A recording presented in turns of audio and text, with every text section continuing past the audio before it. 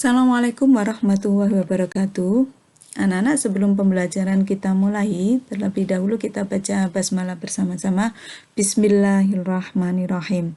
Oke, kita akan memasuki materi baru, yaitu momentum sudut. Ketika kelas 10, kalian sudah mempelajari momentum linier, momentum yang dimiliki oleh benda yang bergerak lurus. Nah, ini ada momentum sudut, momentum yang dimiliki oleh benda yang berotasi.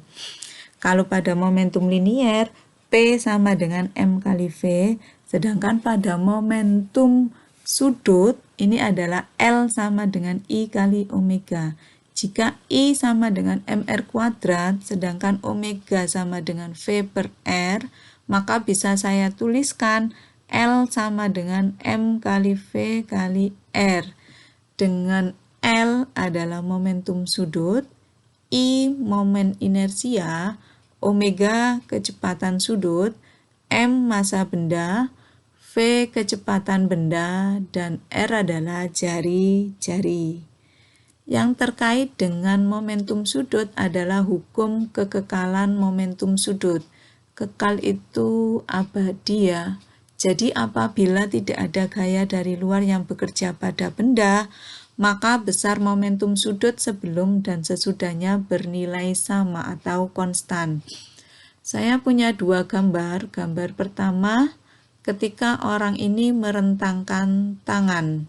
Anggap nilai momentum sudutnya adalah L1. Gambar kedua, ketika orang ini merapatkan tangan, anggap saja nilai momentum sudutnya adalah L2. Maka di sini berlaku hukum kekekalan momentum sudut. Ketika orang ini merentangkan tangan atau L1 sama dengan momentum ketika orang ini merapatkan tangan atau L2. Jadi di sini L1 sama dengan L2. I1 omega 1 sama dengan I2 omega 2. Lanjut aja ke soal biar lebih mempermudah. Seorang penari balet memiliki momen inersia 4 kg meter kuadrat ketika lengannya merapat ke tubuhnya dan 16 kg meter kuadrat ketika lengannya terentang. Pada saat kedua lengannya dirapatkan ke tubuhnya, kelajuan putar penari tersebut 12 putaran per sekon.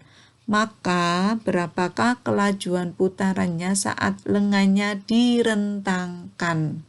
Nah, solusinya gimana? Kita cari dulu.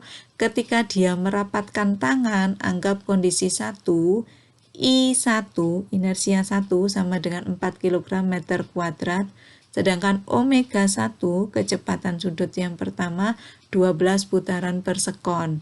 Ketika dia merentangkan tangan, maka I2 sama dengan 16 kg meter kuadrat, yang ditanyakan adalah omega 2.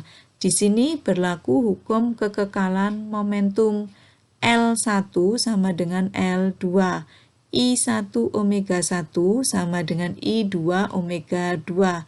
Tinggal memasukkan nilainya, maka kita bisa memperoleh nilai omega 2 atau kelajuan orang saat merentangkan tangan. Nilainya adalah 3 putaran per sekon. Oke, di sini ada dua soal untuk melatih kemampuan kalian. Silakan dikerjakan di buku tulis masing-masing. Selanjutnya, ada materi yakni titik berat. Titik berat ini titik pusat massa. Yang kita pelajari untuk benda beraturan, nanti ada 3. Yang pertama 1 dimensi atau garis, 2 dimensi atau bangun, dan 3 dimensi atau volume. Persamaannya adalah seperti ini. Kalau dilihat sekilas memang serupa. Yang membedakan apa? Yang membedakan ketika dia 1 dimensi, kita pakai L. L itu adalah panjang benda. Kalau L1 berarti panjang benda 1, L2 panjang benda 2, dan seterusnya.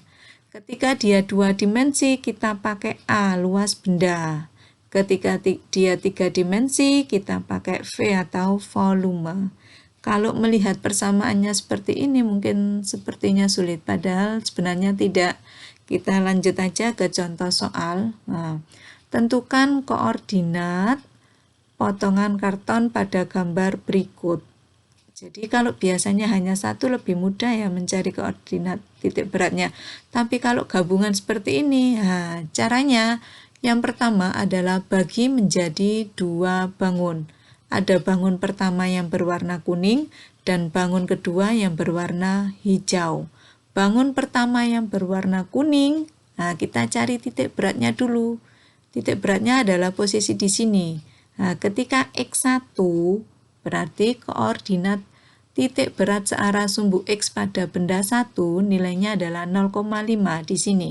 Nah, ini ke sini adalah 0,5. Ketika Y1 koordinat titik berat searah sumbu Y pada benda 1 adalah 2,5. Ini lurus ini 2,5. Dan A1 luasannya adalah 1 kali 5.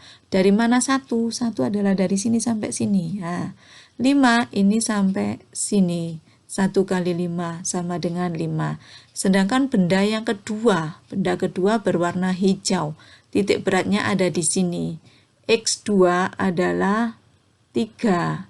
3 dihitung dari sini, bukan dari sini, tapi dari sini.